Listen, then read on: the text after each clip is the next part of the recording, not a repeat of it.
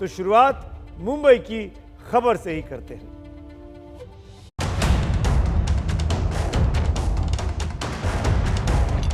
तारीख शाम को मैंने वहाँ पे पार्क की थी, स्टीयरिंग जाम हो गया था, इसके लिए वहाँ से सुबह चोरी हो गई। कोई तावड़े करके है, उनका नाम बताया और उन्होंने वो घोड़बंदर पे मिलने को कहा है।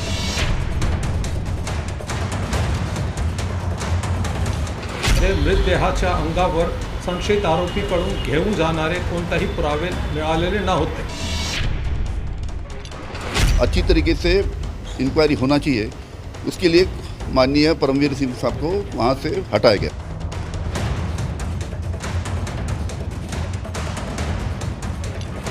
जो कुछ डिमांड है, इस डिमांड को कोई ताकत नहीं रही। ट्रांसफर पोस्टिंग में पुलिस वालों से सीधी बातचीत चल रही है। सबसे आश्चर्य की बात अगर कोई है तो वो है मुख्यमंत्री जी का मौन। कोई लेटर बॉम्ब जो है वो ओम खुश हो गया। मिले जो कड़ी कड़ी एक जंजीर बने। ट्रांसफर पोस्टिंग के रैकेट में भी लगता है कि ऐसी ही कड़ियां जुड़ती गई और फिर एक ऐसी जंजीर बन गई जिसमें अपराधी, पुलिस और सियासतदां सबको बांधती चली गई। इस बात को एंटीलिया विस्फोटक कांड से आपको समझना होगा। देश के सबसे अमीर उद्योगपति मुकेश अंबानी के घर के बाहर, जिसका नाम एंटीलिया है, एक जिलेटिन वाली स्कॉर्पियो गाड़ी मिलती है। वो गाड़ी मनसुख हिरेन नाम के एक शख्स की निकलती है। उससे जांच पड़ताल आगे बढ़ती कि उसकी रहस्यमय मौत हो गई। इसका इल्जाम मुंबई पुलिस के एपीआई सचिन वाजे के सिर पर आया। सचिन वाजे का नाम आया तो एक कड़ी तत्कालीन पुलिस कमिश्नर परमवीर सिंह से जुड़ती चली गई। परमवीर को हटाया गया तो उन्होंने आरोपों की कड़ी में एक गृह मंत्री अनिल देशमुख को जोड़ दिया। देशमुख के बचाव में एक कड़ी बनकर उनके बॉस शरद पवार आए, लेकिन बीजेपी ने देशमुख के बाद मुख्यमंत्री उद्धव ठाकरे को सबसे अहम कड़ी माना, क्योंकि नेतृत्व उनका है और वो मौनी बाबा क्यों बने हुए हैं। और इस कड़ी में एबीपी न्यूज के हाथ एक ऐसी जानकारी लगी है जिसके मुताबिक पुलिस विभाग में ट्रांसफर पोस्टिंग के रैकेट की कड़ी मुख्यमंत्री उद्धव ठाकरे और शरद पवार से भी जुड़ रही है। चुनाव तो बंगाल में हो रहे हैं, जहां ममता बनर्जी कह रही हैं कि खेला होवे, लेकिन ममता को समर्थन देने वाले शरद पवार के राज में भी लगता है खेला होवे।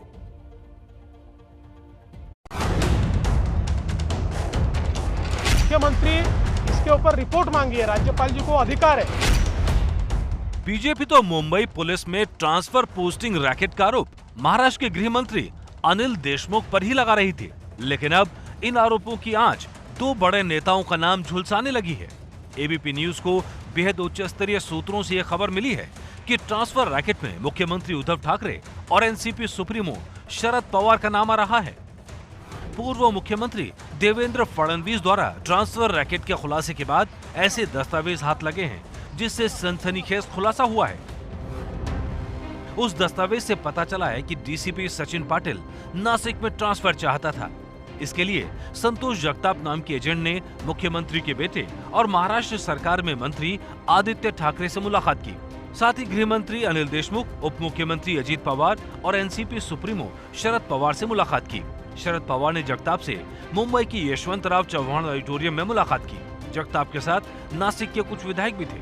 बाद में शरद पवार ने मुख्यमंत्री उद्धव ठाकरे को व्हाट्सएप मैसेज भेजा। जगताप के मुताबिक उस मैसेज में सचिन पाटिल के ट्रांसफर के लिए कहा गया था।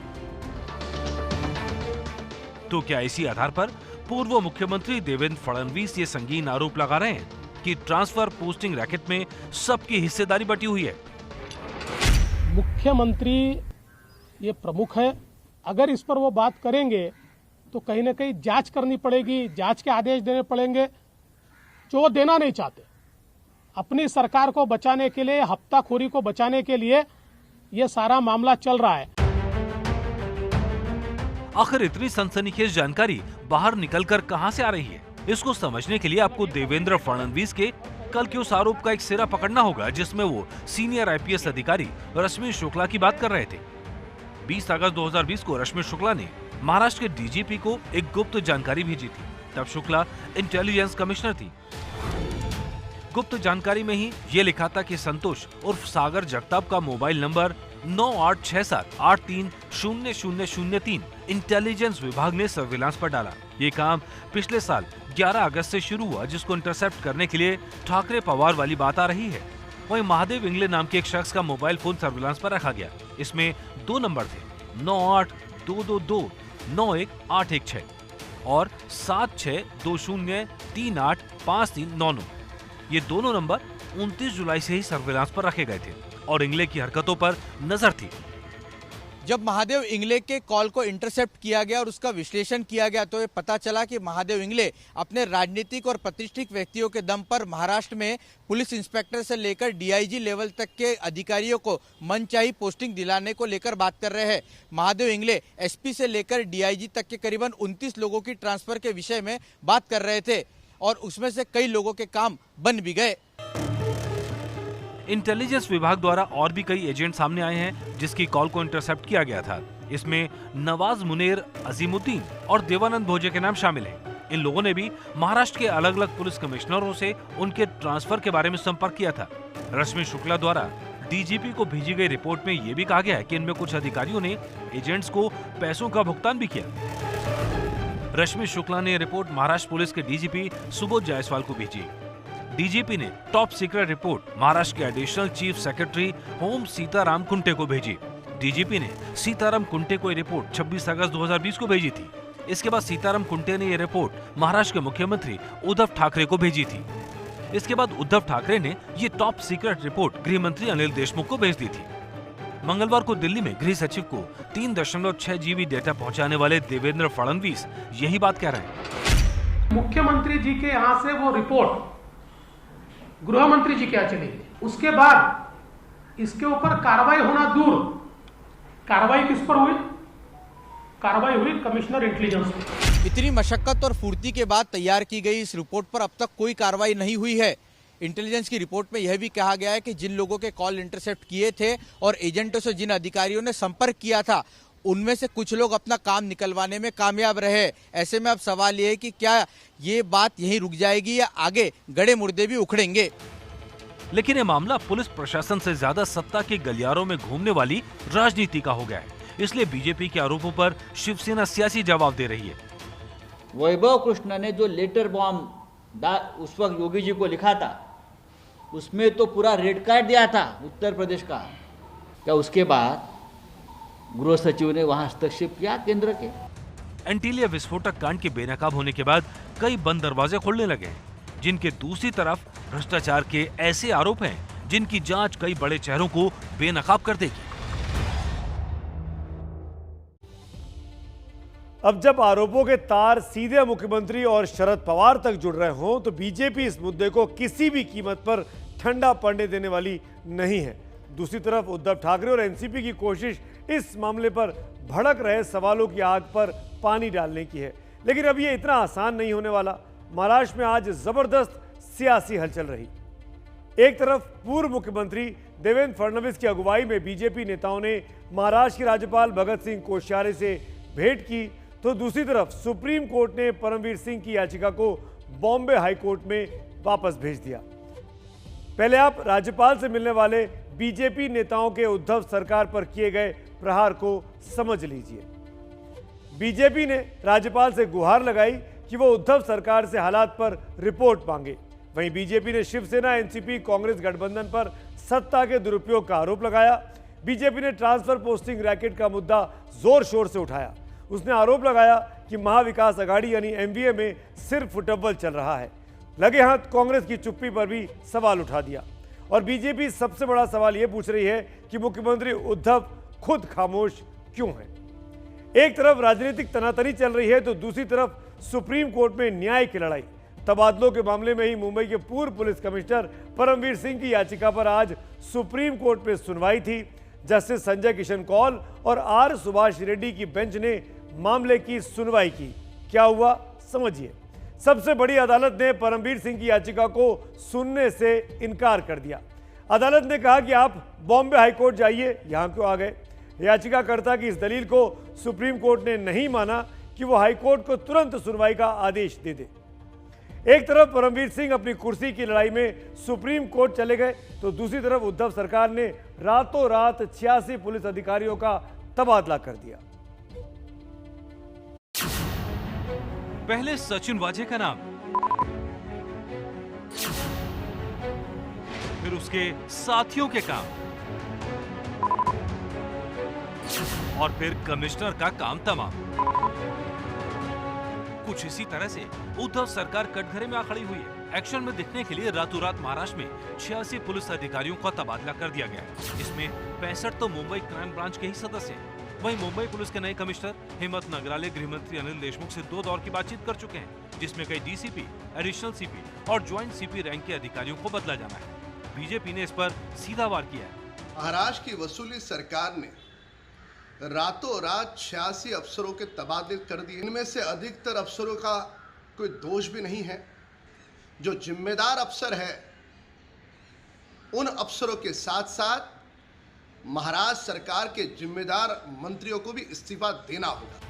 वहीं शिवसेना नेता संजय राउत ने बीजेपी पर पलटवार करते हुए गुजरात के आईपीएस अधिकारी संजीव भट्ट और उत्तर प्रदेश के आईपीएस अधिकारी वैभव कृष्ण का मामला उठाया। इस पर बीजेपी का कहना है, बेकार के मुद्दे उठाकर संजय राउत सिर्फ ध्यान भटका रहे हैं।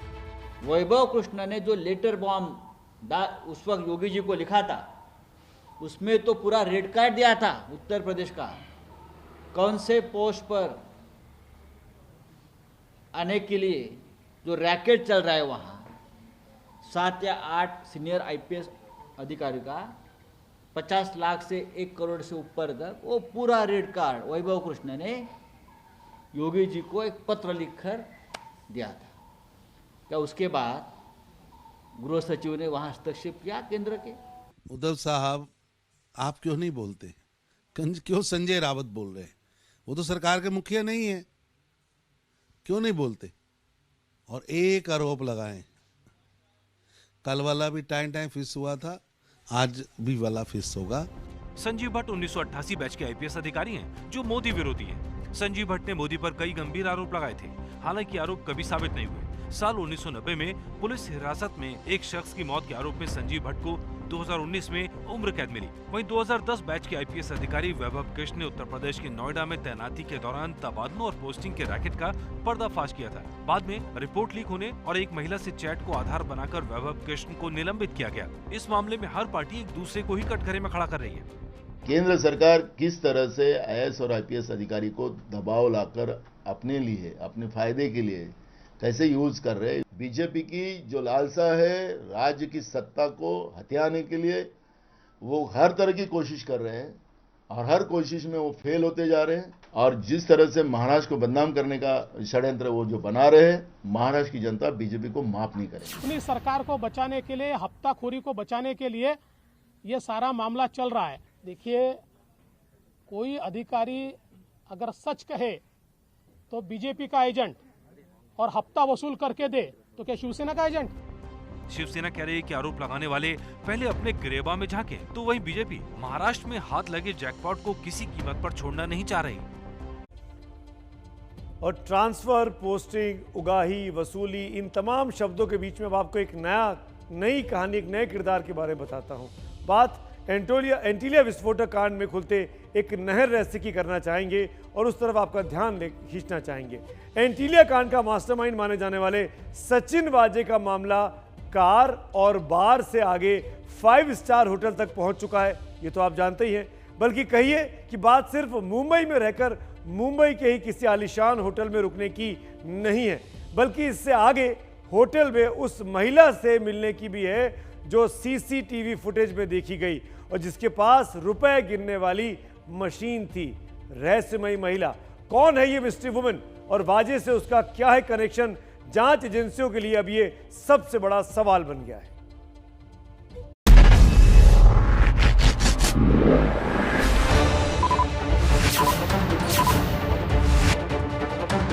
ये है वो मुंबई का 7 सितारा होटल, जहां बनाया था सचिन वाजे ने अड्डा। यहीं दिखी थी वो मिस्ट्री वुमन। कौन थी वो मिस्ट्री वुमन? उसका मकसद क्या था? एंटेलिया विस्फोटक कांड के आरोपी सचिन वजे ने मुंबई के नरीमन पॉइंट इलाके के 7 सितारा ट्राइडेंट होटल में 100 दिनों के लिए कमरा बुक कराया था।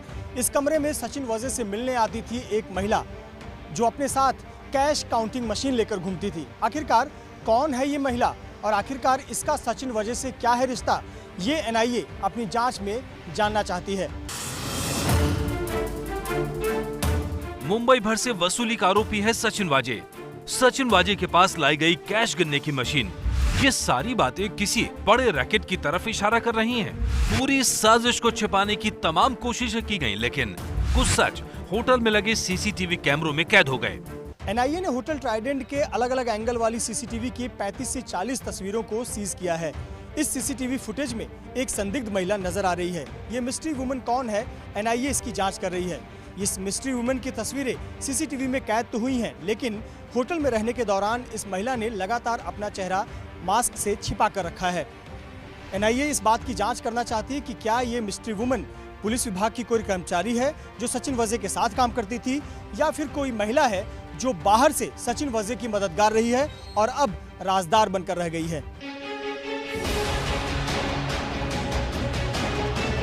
इस मिस्ट्री वुमेन का रोल क्या है, सचिन वाजे से उसका संबंध क्या है, ये बात सचिन वाजे पूछताछ में नहीं बता रहा। ऐसे में इस मिस्ट्री वुमेन के दूसरे कनेक्शन तलाश रही है एनआईए। वहीं रहस्य 7 सितारा होटल में 100 दिन की बुकिंग का भी खुल रहा है। सचिन वजे की गिरफ्तारी के बाद से ही एनआईए लगातार उनसे पूछताछ कर रही है और ये जानने की कोशिश कर रही है कि ये क्या पूरा मामला था। इसी दौरान एनआईए को पता चला कि सचिन वजे ने साउथ मुंबई के इस ट्राइडेंट होटल में 100 रातों के लिए रूम बुक किया था, जिसके लिए एक बिजनेसमैन ने ये पूरा स्पॉन्सर किया था। अब एनआईए ये पता लगाना चाहती है कि ये 100 रातों के लिए रूम बुक करने के पीछे क्या इरादा था उनका। क्यों थे, इसी सवाल का जवाब एनआईए को तलाशना है। सामने आया है कि फर्जी आधार कार्ड से कमरे बुक किए गए। होटल की बुकिंग का पैसा बिजनेसमैन देते थे। ज्यादातर बुकिंग ऑनलाइन की गई। एक ज्वेलरी शोरूम चलाने वाले ने 100 दिन की बुकिंग कराई। बुकिंग के लिए ट्रैवल एजेंसी को 25 लाख दिए गए। ये बिजनेसमैन सचिन वाजे का करीबी था। सूत्र बताते हैं कि 25 जनवरी को यहाँ पर रूम बुक किया था और तब से लेकर आज तक करीब 15 रातें सचिन वजे ने इस होटल में बिताई हैं। अब एनआईए सीसीटीवी फुटेज स्कैन कर रही है ताकि ये पता लगाया जा सके कि इन 15 रातों में कौन कौन आकर सचिन वजे से मिला। सवाल यहाँ से उठता है, 100 दिन तक 7 सितारा होटल में बुकिंग क्यों करवाई गई? 7 सितारा होटल में मिस्ट्री वुमेन, महिला के हाथ में कैश गिनने की मशीन, इसी होटल में सचिन वाजे के हाथ में बैग। शक जताया जा रहा है कि होटल में ब्लैक मनी का हेरफेर होता था। इसी मांग को लेकर बीजेपी नेता किरीट सोमैया ईडी दफ्तर भी पहुंचे। उन्होंने दूसरे विभागों से भी जांच शुरू करने की मांग की। यानी अब तक जो जांच एनआईए कर रही है उसमें ईडी समेत दूसरी एजेंसियां भी कूद सकती हैं। ऐसे में हर एजेंसी के साथ सचिन वाजे और उसके आका बड़ी मुश्किल में फंसते जाएंगे। एनआईए के कुछ गंभीर आरोप है, क्योंकि एक आरोपी पुलिस अधिकारी, उसका 5 स्टार होटल में ठहरना, वहां किसी मिस्ट्री वुमेन का होना और इन सारी रहस्यमय गतिविधियों पर उठते तमाम सवाल। हम आपको सचिन वाजे के होटल कांड से जुड़े ऐसे ही 10 सवालों से रूबरू कराते हैं। पहला सवाल, वाजे ने मुंबई के होटल ट्राइडेंट में कमरा क्यों बुक कराया था? दूसरा सवाल, 100 दिन के लिए 5 स्टार होटल में कमरा बुक करने के पीछे क्या मकसद था? तीसरा सवाल, एक ज्वेलरी के कारोबारी ने बुकिंग के लिए क्यों 25 लाख रुपए दिए? चौथा सवाल, फरवरी में 4 दिन लगातार होटल में क्यों रुका रहा सचिन वाजे? पांचवा सवाल, आखिर कौन सा काला धंधा करना था जो फर्जी आधार कार्ड से होटल में कमरा बुक कराया गया था? छठा सवाल, क्या कारोबारी ने ही फर्जी आधार कार्ड भी मुहैया कराया था? सातवां सवाल, यह बेहद अहम है क्योंकि उस होटल में वाजे से मिलने मिस्ट्री वुमन आई, वो कौन थी? आठवां सवाल, क्या वो महिला किसी की मोहरा थी या पुलिस का ही हिस्सा? नौवां सवाल, महिला के पास रुपए गिनने वाली मशीन कहां से आई थी? और 10वां सवाल यह कि होटल के कमरे में क्या ब्लैक मनी का खेल चल रहा था? आने वाले दिनों में सचिन वाजे और सचिन वाजे के आकाओं की मुसीबतें बढ़ सकती हैं, क्योंकि आज कोर्ट ने मनसुख मामले की जांच भी एनआईए को सौंप दी, जिसके बाद महाराष्ट्र एटीएस को उसके आरोपियों और सबूतों को एनआईए को सौंपना पड़ा। यानी अब सचिन वाजे एंड कंपनी की गर्दन एनआईए की मुट्ठी में आ गई है। मनसुख मर्डर मिस्ट्री खोलेगी एनआईए। अब तक आमने सामने थी एनआईए और एटीएस, लेकिन अब पूरी जांच एनआईए के पास। अब ठाणे सत्र न्यायालय ने जांच से जुड़े सारे कागजात एनआईए को सौंपने के आदेश महाराष्ट्र एटीएस को दिए हैं। कुछ दिन पहले केंद्रीय गृह मंत्रालय ने भी ऐसा ही आदेश दिया था, लेकिन महाराष्ट्र एटीएस जांच के कागजात देने में आनाकानी कर रही थी। इसी के बाद एनआईए ने मामला कोर्ट में उठाया और अब मनसुख मर्डर केस की जांच एनआईए के पास आ गई। दिलचस्पी है कि कल ही महाराष्ट्र एटीएस चीफ ने प्रेस कॉन्फ्रेंस की थी, जिसमें मनसुख मर्डर केस को सुलझाने का दावा भी किया गया था। 2 दिन पहले एटीएस ने एक बुकी और एक पूर्व पुलिसकर्मी विनायक शिंदे को गिरफ्तार कर सचिन वाजे से कनेक्शन भी दिखा दिया।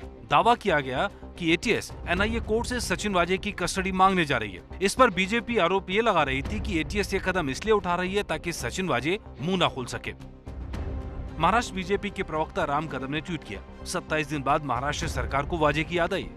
कहीं वो मुंह खोल दे तो सरकार के बड़े नेता मुंह दिखाने लायक नहीं बचेंगे। क्या यही कारण है सरकार एटीएस द्वारा उसकी पुलिस कस्टडी चाहती है? दरअसल पहले एंटीलिया फिर मनसुख मर्डर, दोनों मामलों में एनआईए और महाराष्ट्र एटीएस के बीच जंग लगातार चल रही है। 17 फरवरी को मनसुख ने दावा किया कि उसने गाड़ी ईस्टर्न एक्सप्रेसवे हाईवे पर खड़ी की। 18 फरवरी को गाड़ी की चोरी की शिकायत दर्ज कराई गई। 25 फरवरी को गाड़ी एंटीरिया के बाहर विस्फोटक भरकर खड़ी की गई। 5 मार्च को मनसुख हिरेन का शव मिला। 7 मार्च को सचिन वाजे का तबादला हुआ। 7 मार्च को ही जांच एटीएस को सौंप दी गई। 10 मार्च को केस की जांच एनआईए को सौंपी गई। 14 दिन से एनआईए और एटीएस के बीच जांच को लेकर खींचातानी चल रही है, लेकिन एनआईए सूत्रों का कहना है कि उन्हें शुरुआत से जांच में सहयोग नहीं मिला। सिर्फ इतना ही नहीं, दमन में मिली काली वॉल्वो पर भी दोनों एजेंसियां आमने सामने थीं। वॉल्वो को एनआईए कई दिन से तलाश रही थी। एनआईए ने ठाणे एटीएस से मदद भी मांगी, लेकिन एटीएस ने लीड मिलने पर वॉल्वो कार को अपने कब्जे में ले लिया। सवाल यह है कि आखिर दोनों के बीच तकरार की वजह क्या है? इसे ऐसे समझिए, महाराष्ट्र एटीएस सीधे महाराष्ट्र के गृह मंत्री को रिपोर्ट करती है, जबकि एनआईए की रिपोर्टिंग केंद्रीय गृह मंत्री के पास है। यानी जांच की आड़ में ये 2 सरकारों का टकराव भी बन गया है, क्योंकि जांच से निकलने वाले नतीजे महाराष्ट्र सरकार की सेहत पर जरूर असर डालेंगे।